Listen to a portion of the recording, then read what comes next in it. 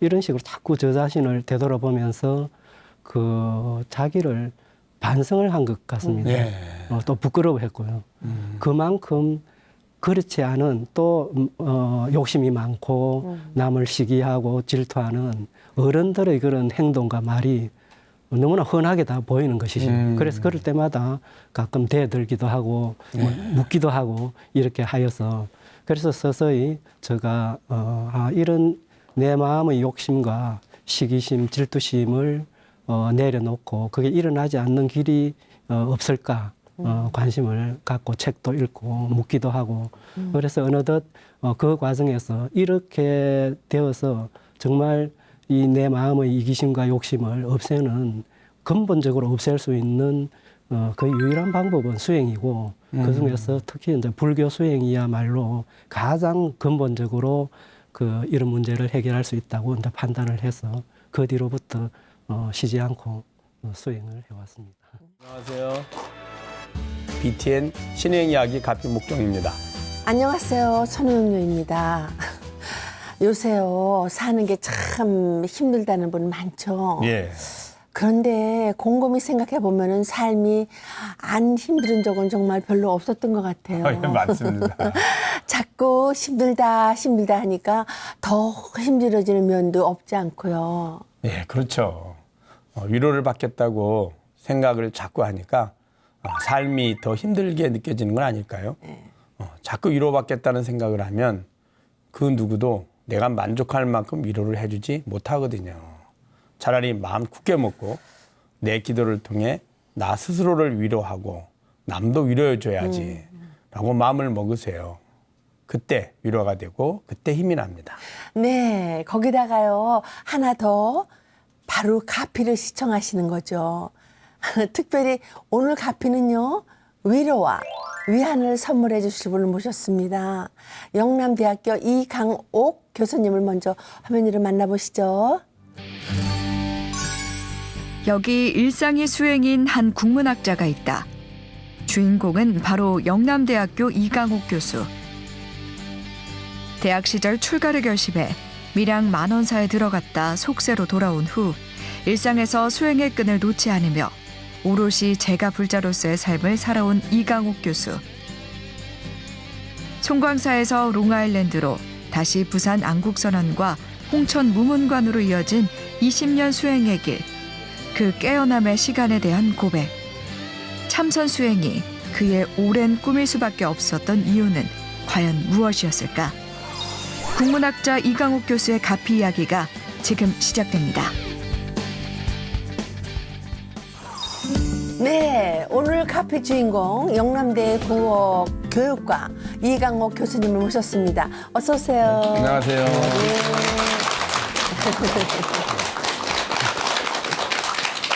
와, 교수님 미소가 너무 좋으세요. 와, 너무 그죠? 편안하세요. 네. 미륵보살, 방가사유상, 아니면 부처님의 염화미소. 그 둘을 합쳐놓은 것 같은 느낌이 들고요. 그 반가운 미소에 BTN 시청자 여러분들께 인사 한 말씀 전해주세요. 안녕하십니까.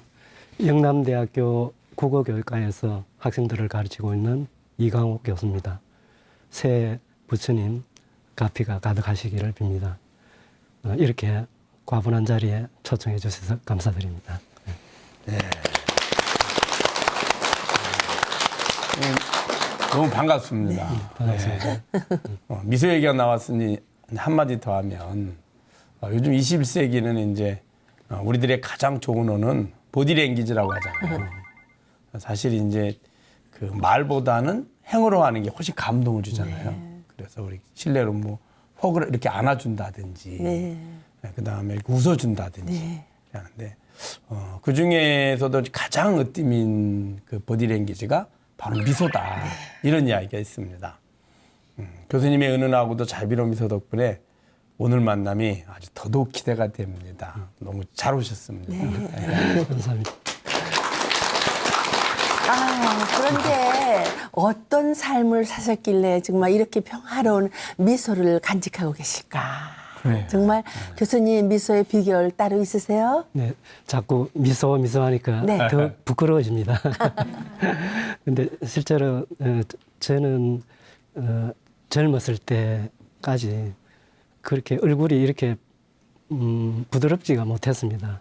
예. 70년대, 80년대 대학을 다닌 지식인들이 다 그렇듯이 우리의 일상 삶이라는 것은 투쟁과 타도와 비판으로 점철됐고 그래서 그 내면 마음은 더 거칠어졌습니다. 그러다가 이제 부처님 법을 만나게 되면서 부처님의 그 영원한 나라는 실체는 존재하지 않는다는 그 법을 내면화하고 받아들이면서 나와 나의 그런 어떤 도식적인 구분은 존재하지 않고 내 속의 남과 남 속의 나를 생각하게 되면서 뭐 이렇게 조금 부드러워졌다면 부드러워진 것 같습니다.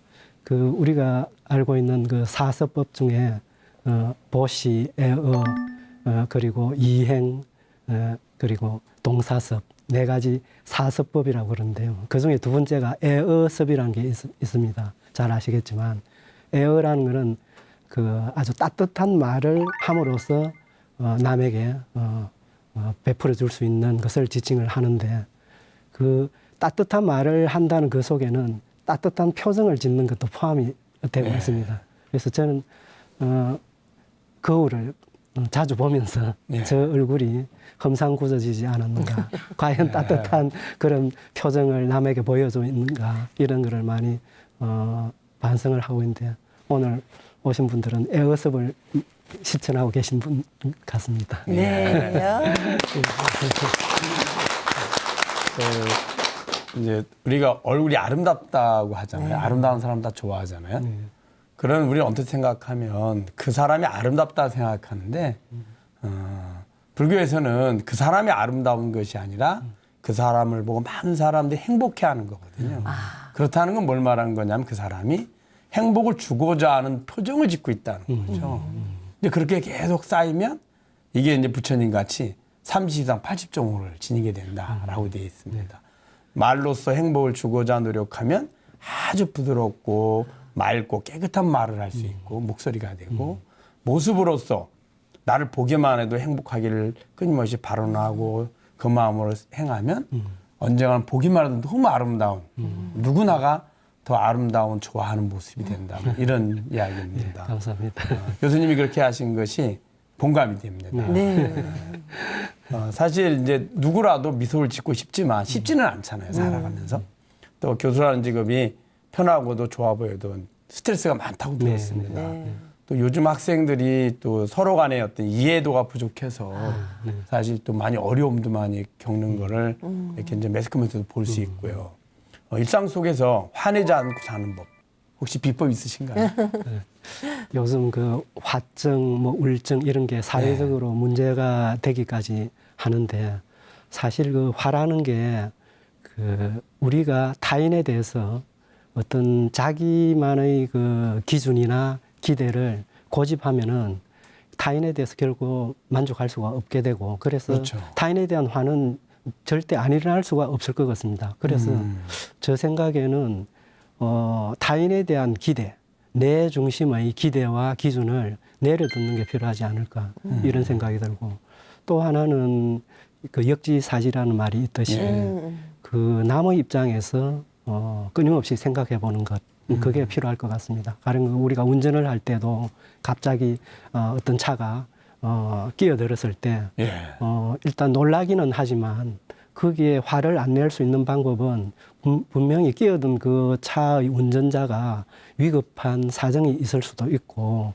뭐 어떤 위급한 환자를 태웠을 수도 있는 것이고 아니면 뭐 초보 운전자일 가능성도 있을 것 같습니다. 그래서 그 사람의 입장이 되어서 여러 가지 가능성을 이렇게 이제 떠올리면서 이해하려고 그리고 좀 더 나아가면 연민의 마음을 일으키는 그런 단계에 이르를 때 남에 대한 화가 원천적으로 일어나지 않을까.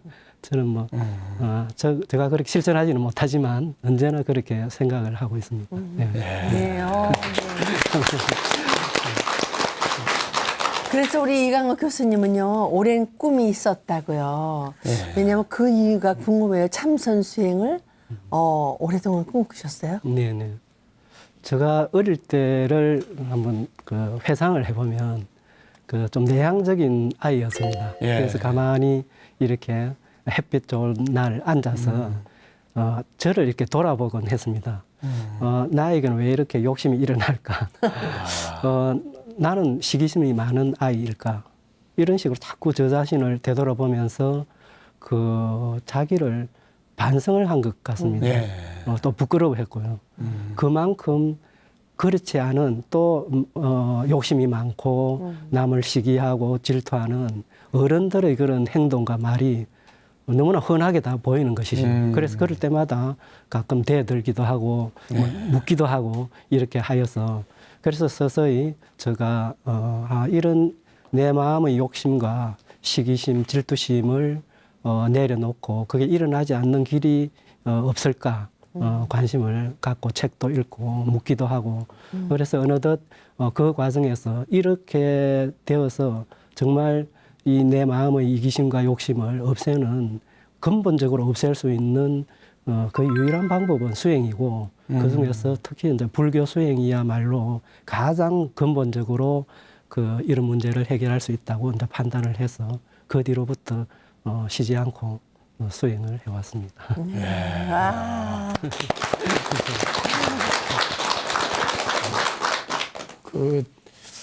아, 그런 마음 갖기 되게 어려운데요. 그런 마음을 스님들 하실 성향 있는 사람들이 이제 다 그런 건 아니지만 많이 이제 그런 생각을 하게 됩니다. 그러다 이제 결국에는 이제 출가도 하게 되고 그렇게 하는데 어려서 자신의 내면을 들여다본다는 게 돌아보는 게 쉽지 않죠. 유년의 화두가 되었던 건 어머니의 죽음이셨다고요. 네네. 어머니가 그 촌에서 농사를 지으면서 생활고를 혼자 다 도맡아 하시고 그 농사일을 하시는데 저는 어머니들을 언제나 따라다니면서 어머니가 이렇게 육신을 혹사하시고 이렇게 삶에 대한 이 고민을 혼자 도맡으실 때 이게 버틸 수 있으실까 어린 마음에도 그래서 어머니가 이러다가 뭐 돌아가시나 하면 나는 어떻게 살까 어린 마음에 그럼 나도 따라 죽어야지 이런 생각까지 하고 있었습니다. 그러던 차에 어머니가 그 생활고를 견디지 못하셔가지고 그 죽음의 문턱까지 가시는 그런 일이 있었습니다.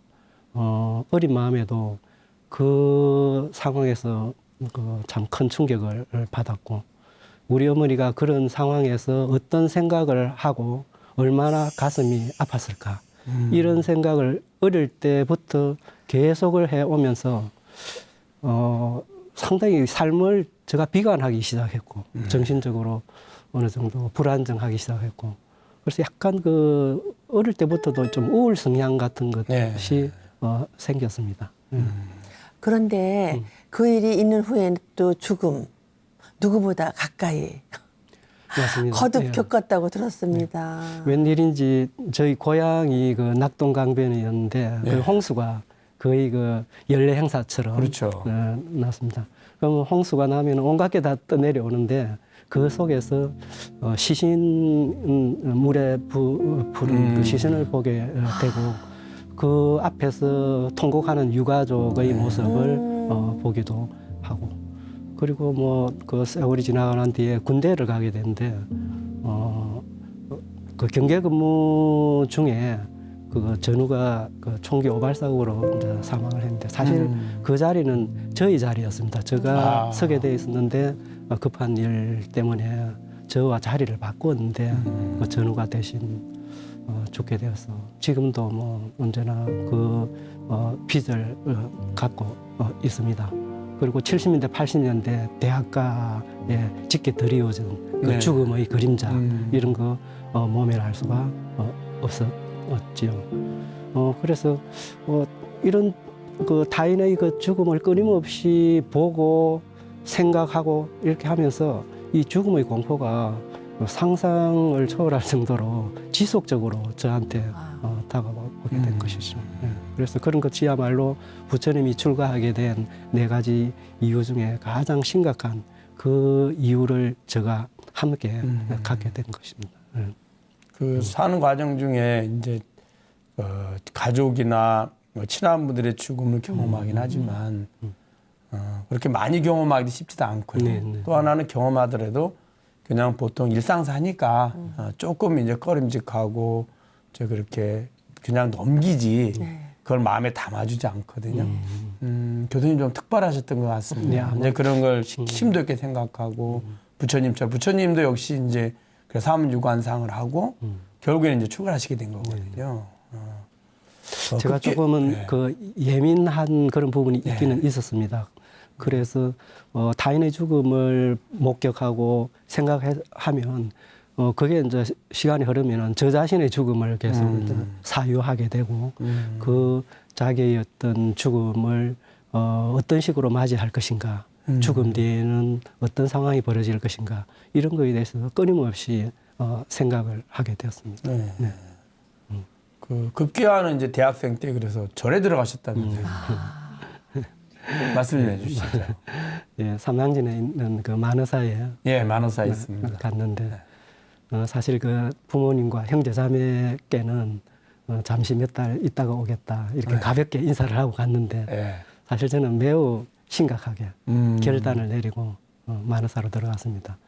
그때 여러 가지 이 정치적 상황이나 또 뭐 개인적인 이런 여건 때문에 제가 정신적으로 매우 고통스러운 그런 어떤 상황에 있었고 예를 들자면 특히 그 소음 예. 소리에 대해서 너무 예민해가지고 잠을 못 자게 되고 그래서 절에 가면 이런 정신적 고뇌로부터 좀 해방될 수 있겠고 더욱이 그 깊은 절에 가면은 이 소음으로부터 예. 자유로워질 수 있을 것이라는 이런 기대를 갖게 되는데 근데 들어가 보니 그 이 정신적 고뇌는 더 심했었고 예.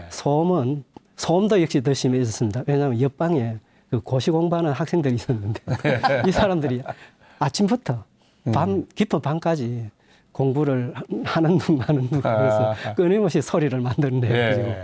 들어가서 여러 가지 또 고민 끝에 저 스스로가 내가 칠남의 장남으로 태어나서 우리 부모님이 내한테 기대가 이렇게 한데 이 집안을 어떻게 할 것인가 이런 그 고민을 하던 차 결과 어쩔 수 없이 돌아왔습니다. 그럼 삭발을 하고 행자를 하신 건 아닌가요? 네, 그건 아닙니다. 예. 예, 그래서 그러니까 아쉽게요. 아쉽게 스님으로서의 인연은 아니셨던 거예요. 네. 그죠? 맞습니다. 그럼 불교 수행은 언제 어떻게 시작하셨어요? 예, 사실은 그 정말 머리는 깎지 않았지만 네. 이 출가의 뜻을 명백하게 갖고 있었지만 여러 가지 사정이 현실적 사정이 닿지 않았기 때문에 그렇고 또 우리 스님 계시지만 출가 스님이 되기 위해서는 전생 몇 대에 걸쳐 맑은 청복을 닦아야 된다고 하는데 저는 전생의 복을 못 닦은 것 같습니다. 그래서 다시 돌아오면서 예. 그럼에도 불구하고 제가 수행자로서 치열하게 수행하겠다는 그 결심을 하게 되었습니다. 또 다른 이유는 제가 늦게 결혼을 했고 그때 저 아내가 외국에서 박사 과정을 밟고 네. 있었고 그러다가 애가 낳습니다. 그래서 그 애를 두고 어떻게 할 것인가. 외국에서 그 학문을 연마하는 엄마가 아이를 키울 것인가 아니면 한국에서 많은 사람의 도움을 받을 수 있으면서 안정된 교수 생활을 하는 아버지가 애를 키울 것인가. 논의 끝에 결론은 아버지가 애를 키우는 것이다. 그래서 그때부터 5년간 애를 키웠습니다. 아이고. 아마 여기 계신 분들은 기억을 하실지 모르겠지만은 그 2000년에 그 젖병을 든 아빠라는 책이 나가지고 그 당시 우리나라 사회가 이 육아가 사회 문제로 이렇게 이제 부각된 시기였기 때문에 한참 화제가 된 적이 있었습니다.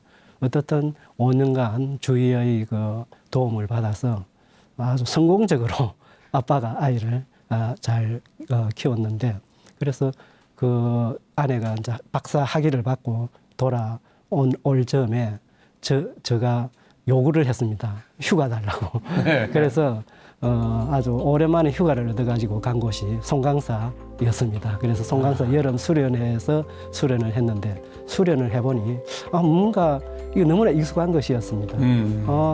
송강사에서 이렇게 묵은을 하고 온 정신을 집중해가지고 화두 참부를 하는데 이게 지금까지 내가 5년간 우리 아이를 키우면서 어린이 놀이터에서 애를 보고 예. 징얼거리는 애를 이렇게 달래면서 보살피고 어떻든 그 젖먹이가 온전한 생명체로 그렇게 성장하는 데 제가 혼신의 힘을 다 기울인 그 과정과 방법과 너무나 닮은 것입니다. 예. 그래서 요컨대 제가 불교 수행을 시작하게 만든 것은 우리 아이였습니다. 그 육아의 경험이 불교 수행을 하게 했던 것 같습니다. 예. 원래 이제 출가하실려 했잖아요. 근데 이제 청복이 없어서라기보다는 출가했다가도 필요에 의해서 다시 이제 이 제가의 삶 사는 경우도 있습니다. 네. 부처님 같은 경우도 오랫동안 수행하셨는데 나중에 이제 그 야소다라 왕비가 됐잖아요. 그 태자비가 됐는데 그 태자비를 불이선녀라고 이제 부처님께서 전생에 이제 수행을 하다가 수행자로 계셨는데 이제 연등물이 오신다니까 연등물이 공양을 올리러 갔습니다. 올리러 가는데 다른 분들은 다 꽃이며 뭐 향이며 들고 가는데 당신이 가져갈 게 아무것도 없었습니다. 그때 옆에 보니까 어떤 여인이 아주 예쁜 꽃 7송이 들고 가는 거였어요. 그래서 부처님이 그것 좀 자기한테 좀 달라고 이야기를 합니다. 그러니까 그때 그 여자가 구리선녀였는데 뭐라 했냐면 내가 그러면 5송이 줄 테니까 나하고 500생을 살 것을 약속해 달라는 거였어요. 그래서 5송이를 주고 받아서 그걸 이제 그 구리선녀는 2송이를 올리고 부처님은 5송이를 연등불께 공양을 올립니다. 그리고 나서 500생을 같이 부부로 살았습니다. 500생의 마지막 생이 태자비가 되었던 거죠. 부처님은 시다르타 태자였고 야소다라 태자비가 되었습니다. 예를 들면 이제 우리의 필요에 의해서 수행의 필요에 의해서 더 나은 완전함을 가기다 보면 필요해서 한 번쯤은 내려가서 또 경험하고 그런 걸 경험을 통해야지만 자비심이 우러나게 되거든요. 그래서 보리심이 점점점 강해져서 보살행을 하게 됩니다. 네, 그런 의미도 큰 있지 않나 힘을 싶습니다. 얻게 됩니다. 네. 그래서 송강사에서 무건 수행을 통해서요 아주 소중한 깨달음을 또 얻으셨다고요. 네, 예.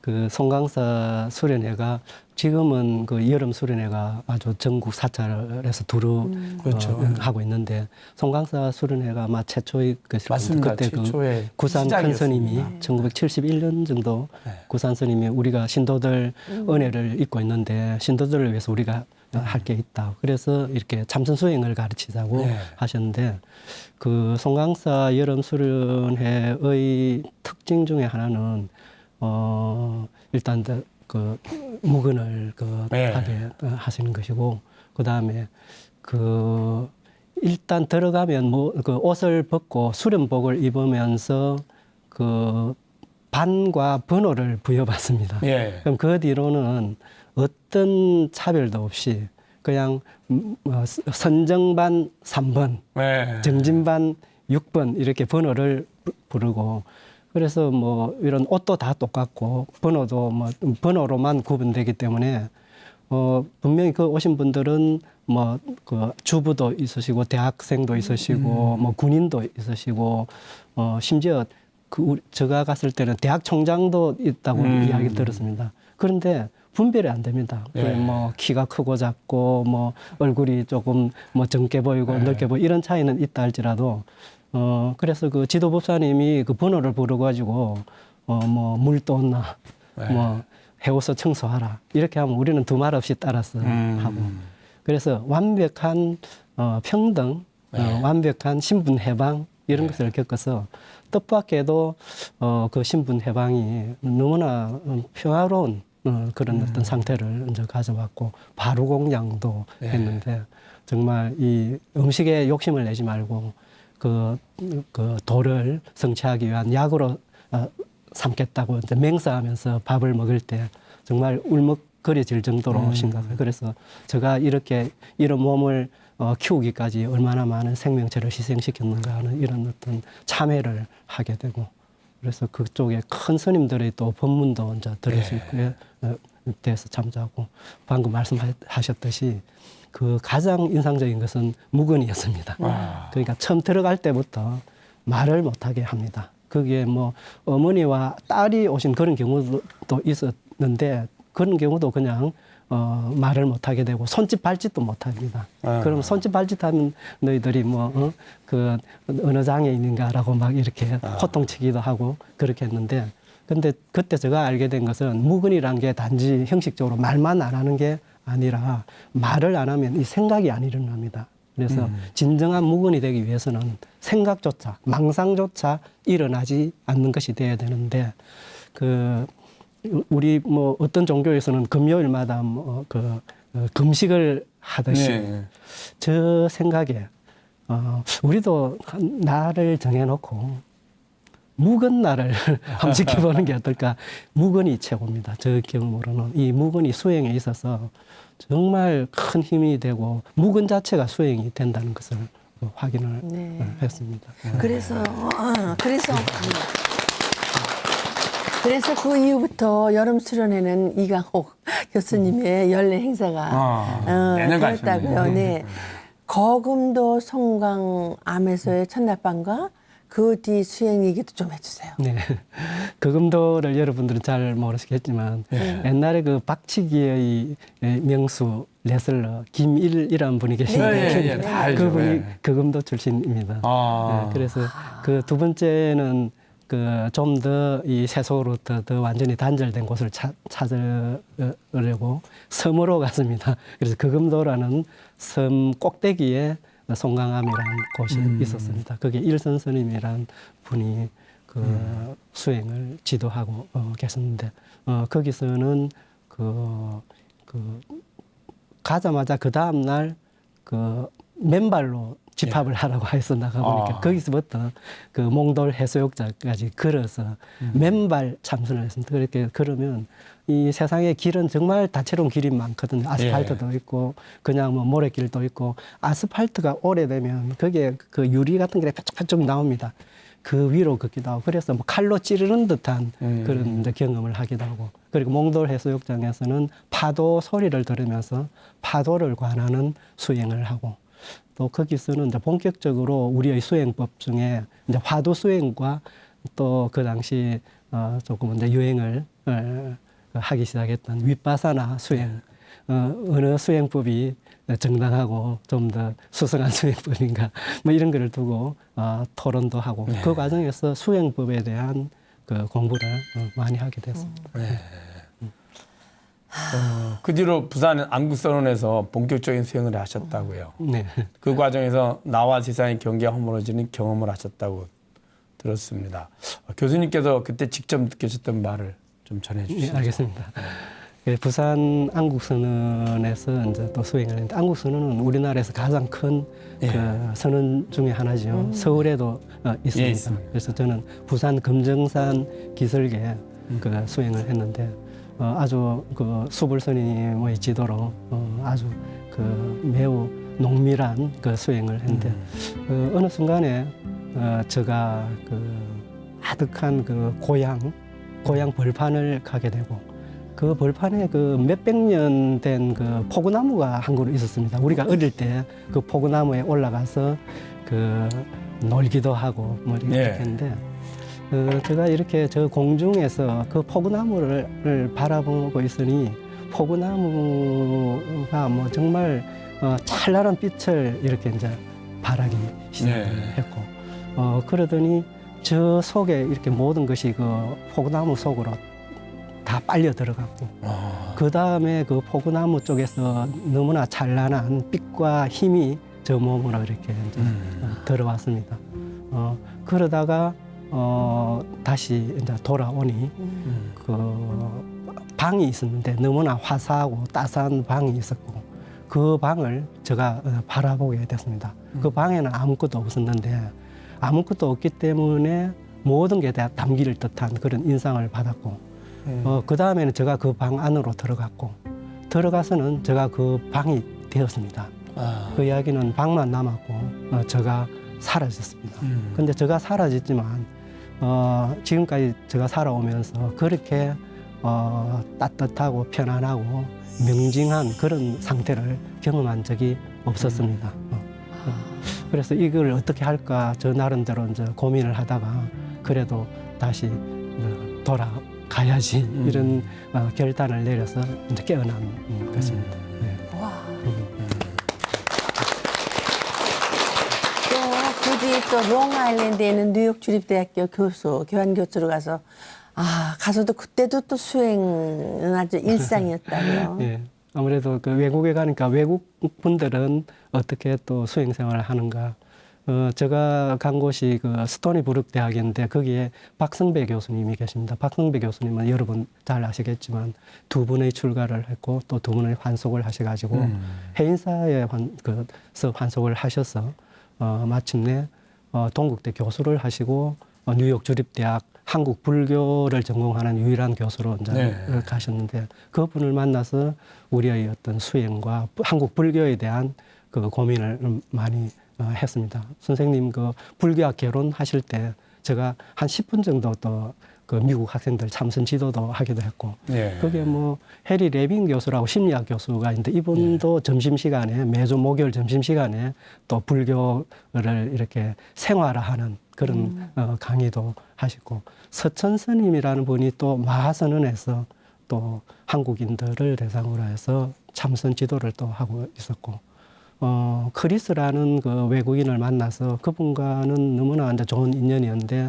그분과 함께 그 오션 젠도라고 그 스토니 브룩으로부터 한 1시간 거리에 있는 곳으로 가서 또 오션 젠도의 그 미국인의 참선 수행에 동참을 했고 용맹정진도 함께 했습니다. 근데 수행이 계속 연속이었네요. 그렇죠. 그렇습니다. 출가하지 못하는 아쉬움 때문이었을까요? 수행을 아주 치열하게 하신 듯 보입니다. 그 와중에 큰 수술도 했다면서요. 네.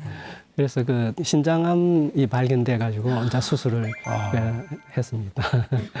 근데 뭐 역시 그때도 화두를 들면서 그 전의 나와 이 신장암 진단을 받고 수술 때에 눕혀진 나는 다른 내가 아니다. 그래서 화두 수행으로서 일관되게 했고 사실 화두 수행의 그 과정이라는 건 어느 정도 성취한 듯 하다가도 또 실패해서 절망하고 나뒹거리다가 또 일어나고 하는 그 과정의 연속이기 때문에 제가 이렇게 살다가 그렇게 수술을 받고 뭐 마취 상태에서 죽었다가 다시 깨어난 그 과정에 참선 수행의 성취와 실패와 좌절과 다시 일어남 이것이 대입되어서 아주 흔들리지 않고 잘 회복을 했습니다. 세상에. 참 또 대단하신 게요. 수술 후에도 수행을 놓지 않으셨대요. 급기야 지난 2018년에 홍천에 있는 그 한 평이죠? 네, 1.5평 독방에 들어가셨다고요. 네네. 무려 7일 동안이나요. 어떻게 버티셨어요? 예. 그 뭐 유명한 홍천 그 행복공장인데 그 어떤 그 취지가 참 독특했습니다. 즉 이 세상의 감옥으로부터 해방되기 위해서 독방의 감옥으로 들어간다 이런 취지를 했는데 듣고 보면 상당히 그 괜찮고 일리가 있네요. 예. 파스칼도 뭐 혼자 있기를 두려워하는 사람은 행복해질 수가 없다 이런 파스칼의 그 문구를 인용하기도 했는데 이제 이 무문가는 완전히 밖에서 아시다시피 문을 잠그고 밥을 넣어주고 뭐 이렇게 이제 지내는 곳인데 완벽하게 이제 차단을 이제 시키는 것이죠. 들어가서 수행을 하니 이 화두가 순일하게 잘 들려졌습니다. 완벽하게 제가 깨어 있을 때는 수행을 잘한 것 같습니다. 그래서 어떤 경지도 막 경험하고 그렇게 했는데 문제는 잠을 자면 악몽이 자꾸 꾸어진다는 거예요. 그래서 제가 이 악몽이 무엇인가에 대해서 뭐 나중에는 결국 분석을 해내기는 했는데 네. 그건 어떻든 간에 그 낮 동안에는 정말 이 화두를 잘 들어가지고 내 심신을 정화시켜 놨는데 잠만 자고 일어나면 그게 이제 수포가 되는 거예요. 그러면서 제가 그런 생각을 하게 되었습니다.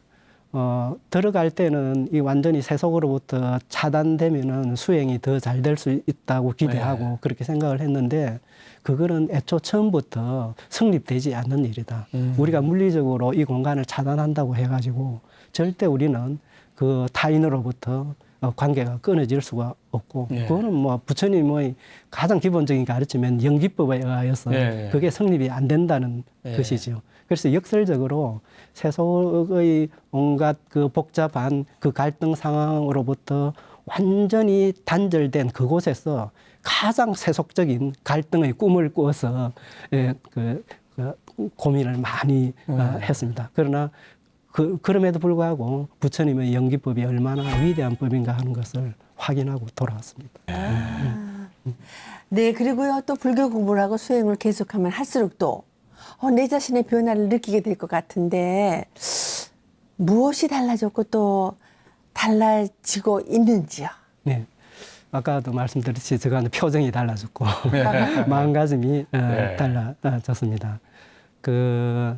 이 참선 수행이라는 거는 안 해보시면 뭐 그렇게 뭐 이 먹고 하는데 뭐 사람이 달라질까 이렇게 하기 쉬운데 실제로 경험해 보면 정말 위대한 수행법인 게 그래서 뭐 어떤 분들은 1분 앉으면 1분 부처가 되고 1시간 앉으면 1시간 부처가 된다고 하듯이 그래서 수행을 하면 어느 순간 갑자기 문득 깨달아 가지고 다 끝나는 그런 경우도 있지만은 보통 사람들은 그냥 틈틈이 시간 나는 대로 잘 정해 가지고 앉아서 수행을 하면 그만큼 달라진다는 거를 제가 이제 느끼고 저는 뭐 요즘도 마찬가지로 틈틈이 수행을 하고 있습니다.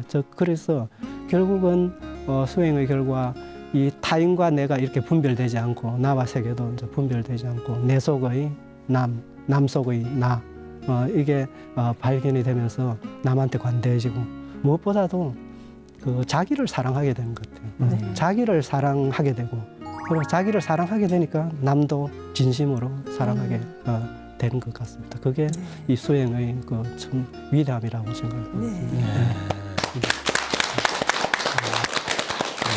이편 신행 이야기 가피 공식 질문입니다.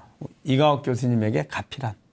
네, 저는 뭐 지금까지 계속 말씀드렸듯이 부처님 수행법이 가피라고 생각합니다. 부처님 스스로가 그 수행을 통해서 부처님 스스로가 해방되셨고 이 세상에는 부처님이 남겨주신 그 수행법이 정말 보석처럼 반짝이고 있습니다. 우리가 그것을 언제든지 잡아서 수행을 하면은 우리가 결국 부처님이 된다고 저는 확신하고 있습니다. 네. 저는요, 오늘 아주 특별한 여행을 다녀온 기분이에요, 스님. 스님은 어떠셨어요?